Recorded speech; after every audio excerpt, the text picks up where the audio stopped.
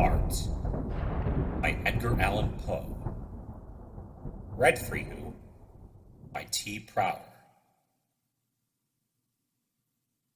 True, nervous. Very, very dreadfully nervous I had been and am. But why will you say that I am mad? The disease had sharpened my senses, not destroyed, not dulled them. Above all was the sense of hearing acute. I heard all things in the heaven and in the earth.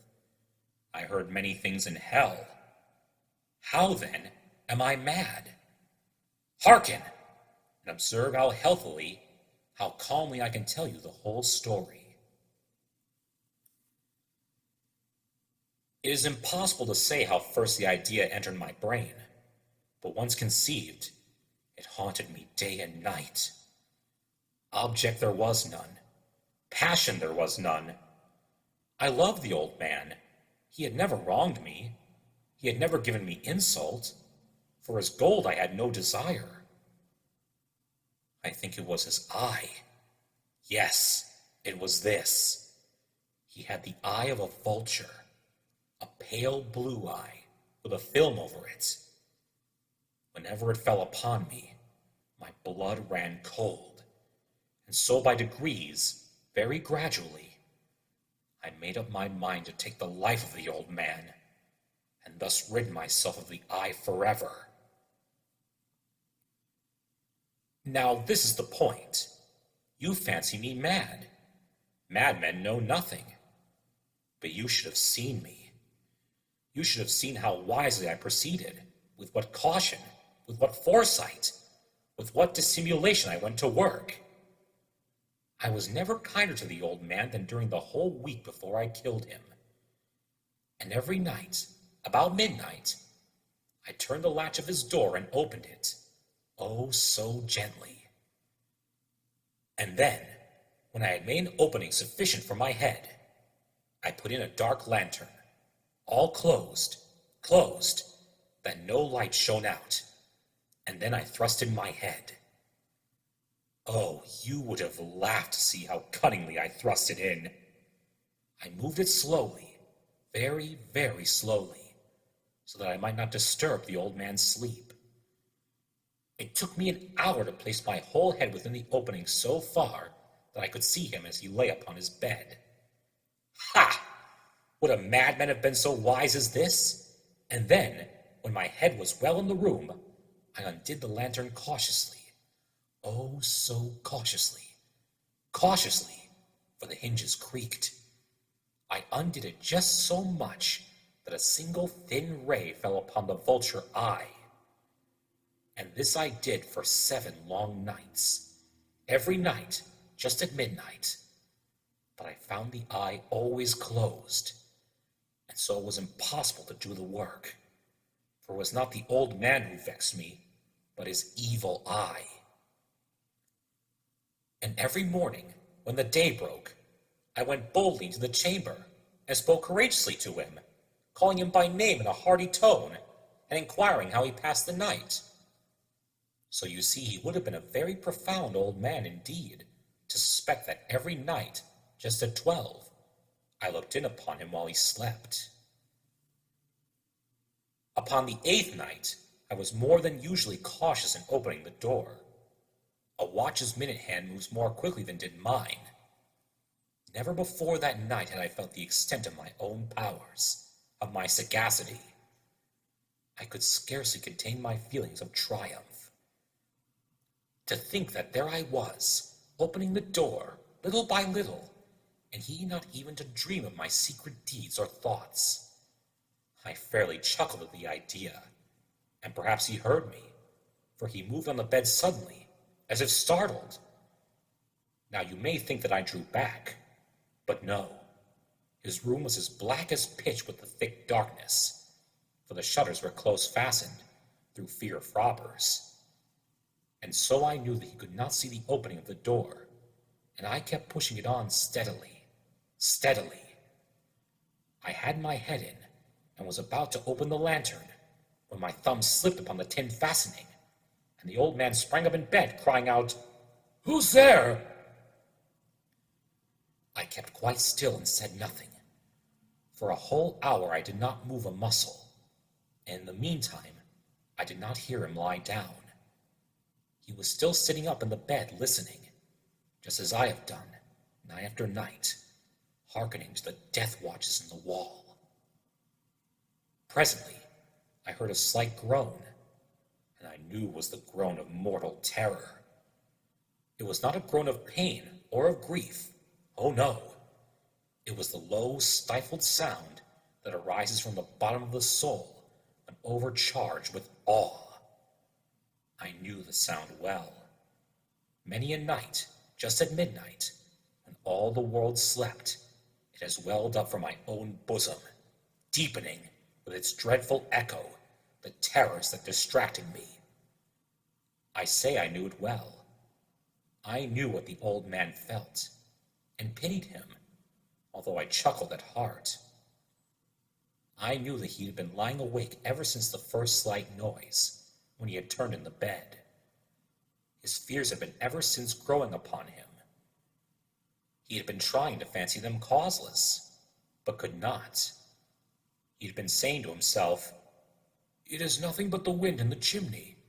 It is only a mouse crossing the floor." Or, "It is merely a cricket which has made a single chirp." Yes, he had been trying to comfort himself with these suppositions, but he had found all in vain. All in vain, because death, in approaching him, had stalked with his black shadow before him and enveloped the victim. And it was the mournful influence of the unperceived shadow that caused him to feel, although he neither saw nor heard, to feel the presence of my head within the room. When I had waited a long time, very patiently, without hearing him lie down, I resolved to open a very, very little crevice in the lantern. So I opened it, you cannot imagine how stealthily, until, at length, a simple dim ray, like the thread of the spider, shot from out the crevice and fell full upon the vulture eye. It was open, wide open, and I grew furious as I gazed upon it. I saw it with perfect distinctness, all a dull blue, with a hideous veil over it that chilled the very marrow in my bones. But I could see nothing else of the old man's face or person, for I directed the ray as if by instinct, precisely upon the damned spot. And have I not told you that what you mistake for madness is but over-acuteness of the sense? Now, I say, there came to my ears a low, dull, quick sound, such as a watch makes when enveloped in cotton. I knew that sound well, too. It was the beating of the old man's heart.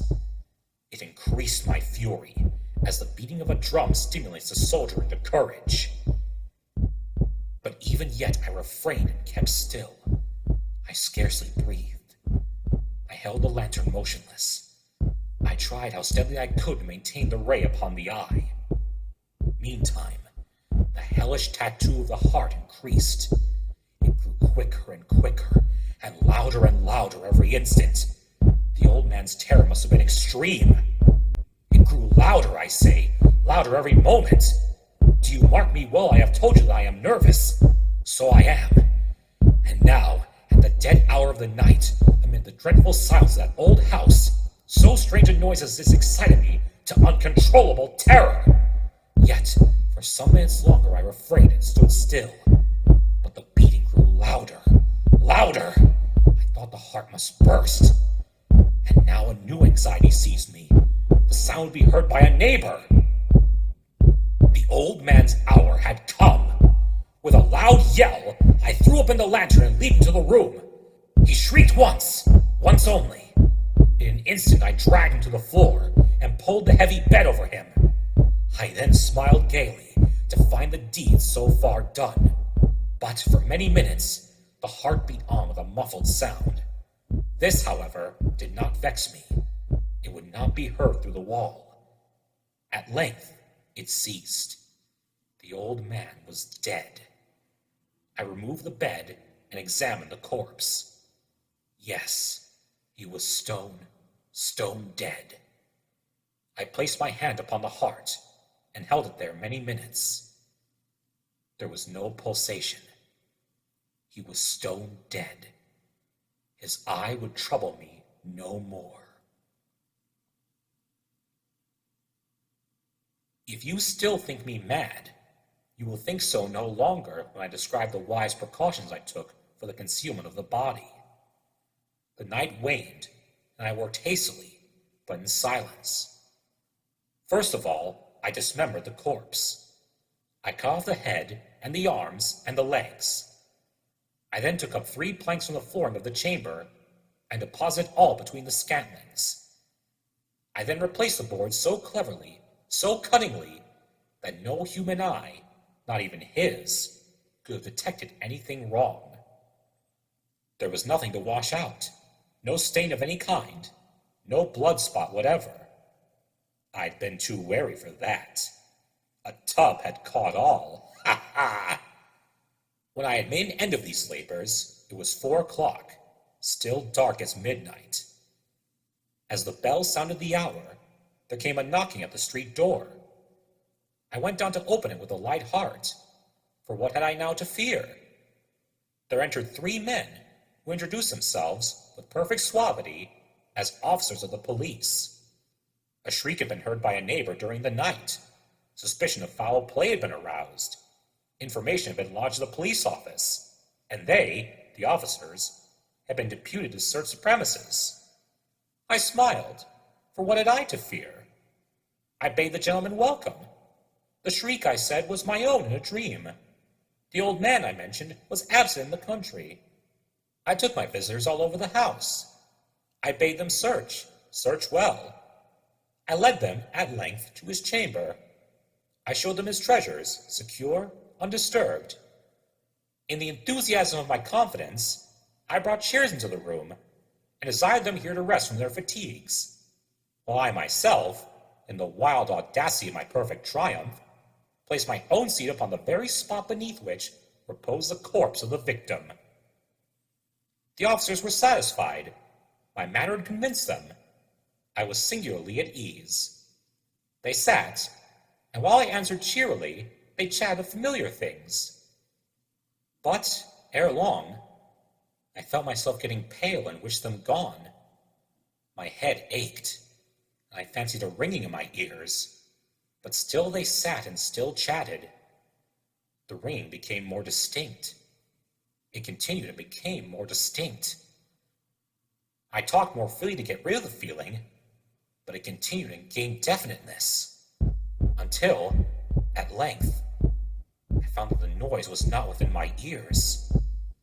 No doubt I now grew very pale, but I talked more fluidly and with a heightened voice. Yet the sound increased, and what could I do? It was a low, dull, quick sound, much such a sound as a watch makes when enveloped in cotton. I gasped for breath, and yet the officers heard it not. I talked more quickly, more vehemently, but the noise steadily increased. I arose and argued about trifles in a high key with violent gesticulations, but the noise steadily increased. Why would they not be gone? I paced the floor to and fro with heavy strides, as if excited to fury by the observations of the men, but the noise steadily increased. Oh God, what could I do? I foamed, I raved, I swore. I swung the chair upon which I had been sitting and grated upon the boards, but the noise arose over all and continually increased. It grew louder, louder, louder, and still the men chatted pleasantly and smiled. Was it possible they heard not? Almighty God, no, they heard, they suspected, they knew. They were making a mockery of my horror. This I thought, and this I think. But anything was better than this agony. Anything was more tolerable than this derision. I could bear those hypocritical smiles no longer. I felt that I must scream or die. And now, again, hark! Louder, louder, louder, louder! Villains! I shrieked. Dissemble no more! I admit the deed! Tear out the planks! Here! Here! It is the beating of his hideous heart! Happy Halloween, everybody. Until next time, see ya.